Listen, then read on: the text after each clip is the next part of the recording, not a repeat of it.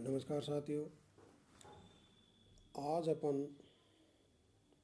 उत्पादन की 3 अवस्थाएं, 3 स्टेज ऑफ प्रोडक्शन या परिवर्तनशील अनुपातों का नियम, लॉ ऑफ वेरिएबल प्रोपोर्शंस या ह्रासमान प्रतिफल का नियम, लॉ ऑफ डिमिनिशिंग रिटर्न्स का अध्ययन करेंगे। यानी कि ये तीनों एक ही नियम को 3 नाम से जाना जाता है। उत्पादन की 3 अवस्थाएं कह दीजिए, या परिवर्तनशील अनुपातों का नियम कह दीजिए, या ह्रासमान प्रतिफल का नियम कह दीजिए। तो देखिए, उत्पादन की 3 अवस्थाएं, परिवर्तनशील अनुपातों का नियम का मतलब यह है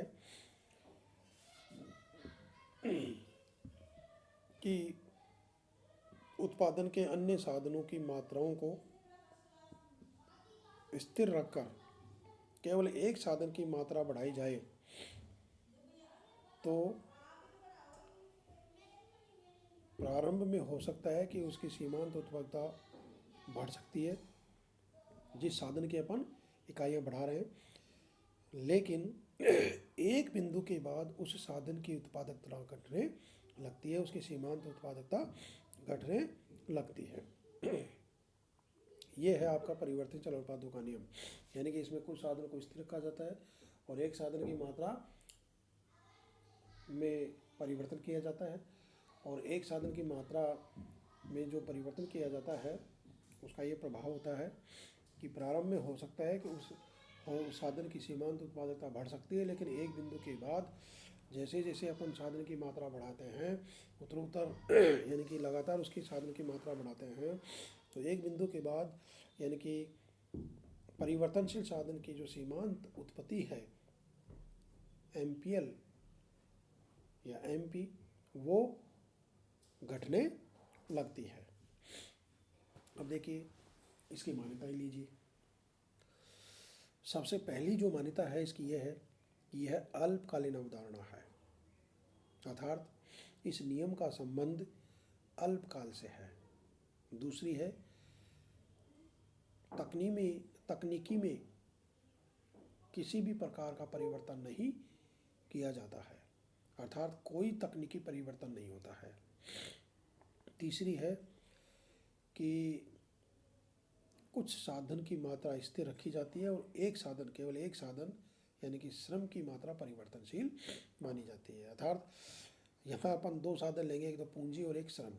तो यहाँ पूंजी की मात्रा स्थिर है और दूसरा जो साधन है श्रम, उसकी मात्रा को परिवर्तनशील मानते हैं।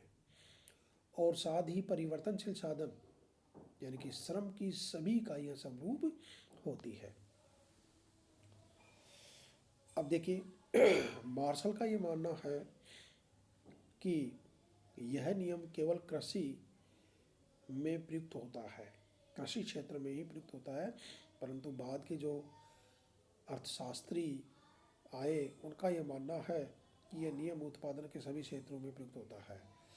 और ये नियम हमें यह बताता है कि यदि उत्पादन के अन्य साधनों की मात्राओं को स्थिर रखकर केवल एक साधन की मात्रा बढ़ा दी जाए तो एक बिंदु के बाद उस साधन की उत्पादकता घटने लगती है। अब देखिए, यहाँ पर यानी कि उत्पादन की 3 जो अवस्थाएं हैं उनका अध्ययन करेंगे। प्रथम अवस्था, द्वितीय अवस्था और तृतीय अवस्था। प्रथम अवस्था यानी कि ये वर्धमान प्रतिफल की अवस्था है, और द्वितीय अवस्था ह्रासमान प्रतिफल की अवस्था, और तृतीय अवस्था ऋणात्मक प्रतिफल की अवस्था होती है। तो पहले अपन प्रथम अवस्था को लेते हैं। देखिए, प्रथम अवस्था, यह अवस्था जो है वो मूल बिंदु से प्रारंभ होकर वहाँ ख़त्म होती है जहाँ एपीएल अधिकतम होती है। इसका जब डायग्राम अपन बनाते हैं तो ये सारी स्थितियाँ स्पष्ट हो जाती हैं। कहाँ से प्रारंभ होगी, कहाँ ख़त्म होगी? प्रथम अवस्था यानी कि यह अवस्था मूल बिंदु से प्रारंभ होकर वहाँ ख़त्म होती है जहाँ एपीएल अधिकतम होती है, और जहाँ एपीएल अधिकतम होगी वहाँ क्या होगा कि एमपीएल और एपीएल दोनों बराबर होगी। तो इसमें देखिए क्या क्या होता है वो देखिए। इस अवस्था में यानी कि इसमें टीपीएल लगातार बढ़ती है पहले बढ़ती दर से और बाद में घटती हुई दर से। दूसरा, एपीएल बढ़ती है, अधिकतम बिंदु को प्राप्त करती है और घटने लगती है। तीसरा क्या है, एपीएल लगातार बढ़ती है तथा अधिकतम हो जाती है, और जहाँ अधिकतम होगी वहाँ एपीएल और एमपीएल और एपीएल दोनों बराबर होगी। ये था इस अवस्था में जो होता है वो। अब आप आइए कि प्रथम जो अवस्था है उसको वर्तमान प्रतिफल की अवस्था क्यों कहते हैं, इसके कारण है। देखिए, पहला तो क्या है कि इस अवस्था में परिवर्तनशील साधन की तुलना में स्थिर साधन की मात्रा अधिक है। परिवर्तनशील साधन की तुलना में स्थिर जो साधन पूंजी है या भूमि है जो भी है, उसकी मात्रा अधिक है। अतः जो जो परिवर्तनशील साधन की मात्रा बढ़ाई जाती है तो स्थिर साधन का अधिक गहन और कुशल उपयोग होता है। इस कारण भी वर्तमान प्रतिफल प्राप्त होते हैं। एक है कि स्थिर साधन अविभाज्य है, और एक है कि यहाँ श्रम का विशिष्टीकरण तथा विभाजन होता है।